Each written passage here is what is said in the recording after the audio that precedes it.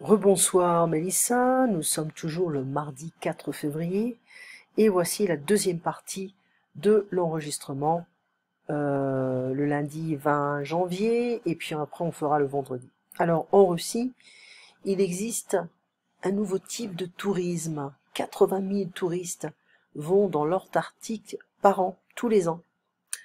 Donc c'est un peu délicat parce que ça peut détruire en fait cette zone naturelle qui est uniquement habitée par des chercheurs qui sont là-bas pour faire des recherches géologiques, biologiques, etc. Alors, il y a 191 pays où Airbnb est localisé, 150 avocats pour 191 pays. Okay. Donc aux États-Unis, en Europe, en Asie, Moyen-Orient, tu m'avais dit non, je pense pas, hein. En Amérique du Sud, oui, mais il faut que ce soit un peu plus contrôlé, hein. Les avocats, alors, je vais te donner mon opinion. Les avocats locaux au Mexique sont un peu corrompus. La formation d'avocats au Mexique est un peu négligée, donc il faut faire attention comment vous allez, quels avocats vous allez choisir au Mexique. Donc faites attention à ça. Il y a des pays à risque, instables politiquement. Dubaï, c'est un peu bizarre. Je comprends pas ce tourisme. Les touristes qui vont à Dubaï, je comprends pas. J'ai une étudiante qui est d'origine de Hong Kong et qui travaille pour une banque à Dubaï.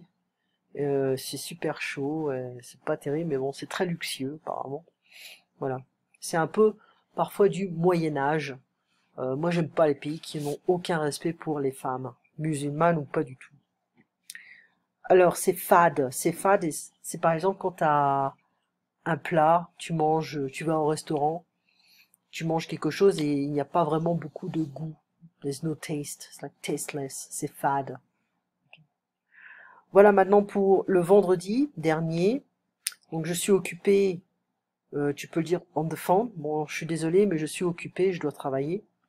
Ou alors je suis chargé de travail.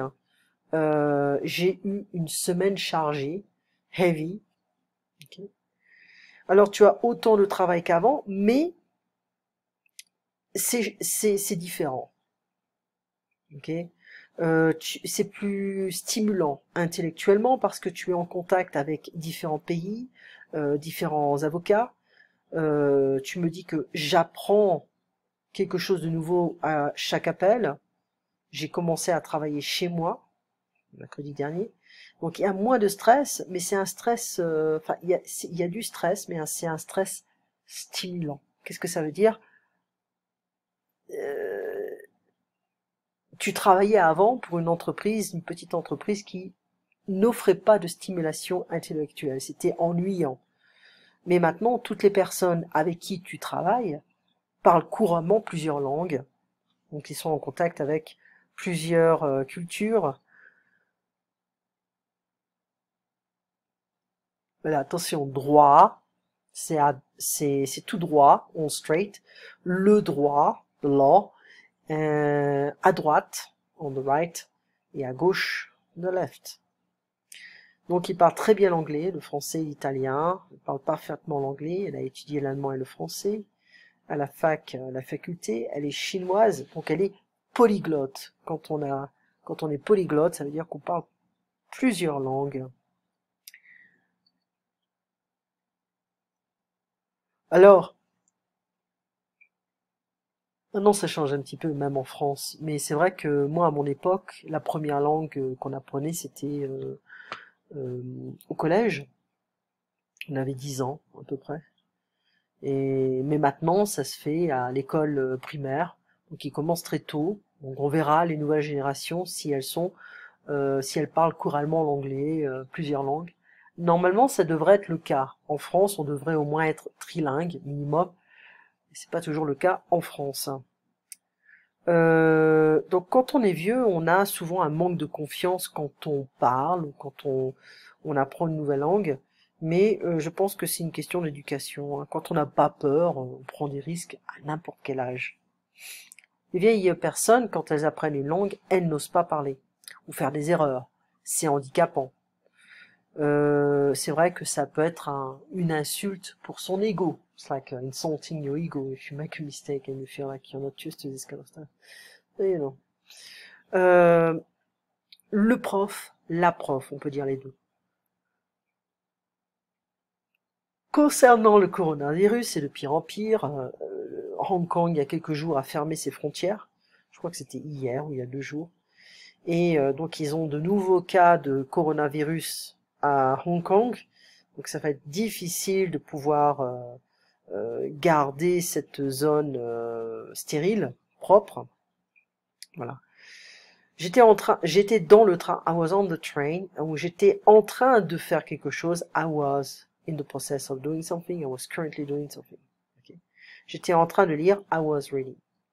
Ou je lisais, that would be the same actually. Je suis en train de lire, I'm currently reading. Prendre le train, to take the train. Tousser, to cough. Donc, il y a de la paranoïa partout. En centre-ville, c'est de pire en pire. Les gens ne se font pas confiance. C'est donc trust each other. Ne se font pas confiance. Et puis, quand on tousse, on a l'air asiatique, on est à un risque potentiel. Et là, j'avais une étudiante, à quelle heure je l'ai eue? Je l'ai eue ce matin. Et elle me disait qu'à Boston, il y avait un homme qui a failli pousser une petite chinoise sur le tram, parce qu'elle toussait et elle portait un masque. Donc il y a des gens qui sont fous, hein, il faut faire attention. Je trouve que l'ignorance, c'est plus dangereux que le coronavirus. Alors, un enfant toussé, c'était sérieux. La Chine a stoppé les voyageurs de voyager au début. Et c'est vrai qu'ils ont fermé les frontières. On surveille les avions qui sont en provenance de la Chine. C'est pas toujours facile, hein. Voilà. La Chine n'a pas communiqué à temps les problèmes du virus, ça s'est fait très lentement. Ils ont caché beaucoup de choses à la population chinoise aussi. Donc ils sont pas contents du tout. Il y a une communication qui est un petit peu plus claire maintenant, mais c'est toujours pas parfait.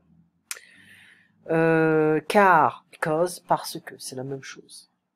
D'accord. Ils ont trouvé des cas à Bordeaux. J'ai pas continué à chercher s'il y avait plus de cas en France. Je crois qu'il y a des cas à Paris maintenant.